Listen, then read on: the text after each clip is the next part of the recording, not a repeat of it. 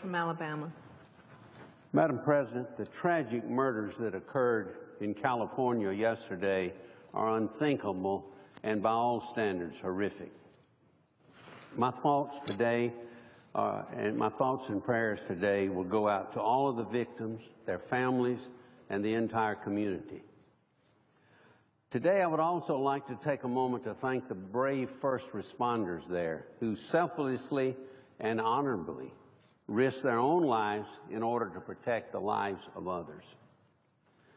Following the tragic events of yesterday, President Obama, unsurprisingly, called to limit the Second Amendment's rights of people through stricter gun control.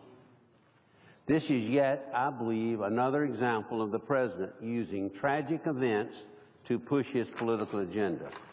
Madam President, infringing on the rights of law-abiding citizens to keep and bear arms is not the answer to curbing violent crime in America.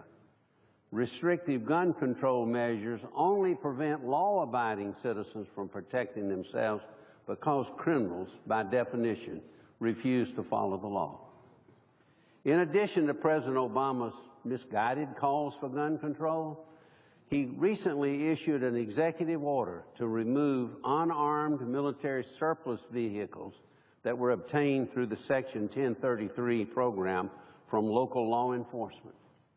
These vehicles have been valuable to local law enforcement officials in my home state of Alabama, specifically in Calhoun County.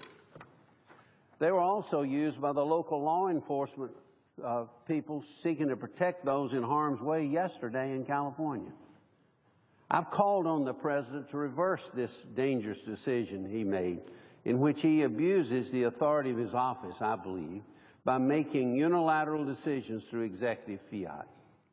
Madam President, during the time of increased uncertainty at home and abroad, the American people, I believe, are looking to us for certainty that we will do everything in our power to keep them safe. Unfortunately, I believe President Obama has once again chosen to attack and weaken law enforcement and law-abiding citizens instead of focusing on fighting against criminals and radical Islamic terrorists. Let me be clear here today. The President's calls to increase gun control and remove equipment from law enforcement uses to keep only undermines the safety and security of the American people.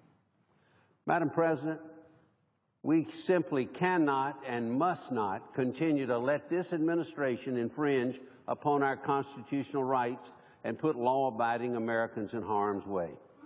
I hope we will continue to fight for our constitutional rights here. Thank you, Madam President.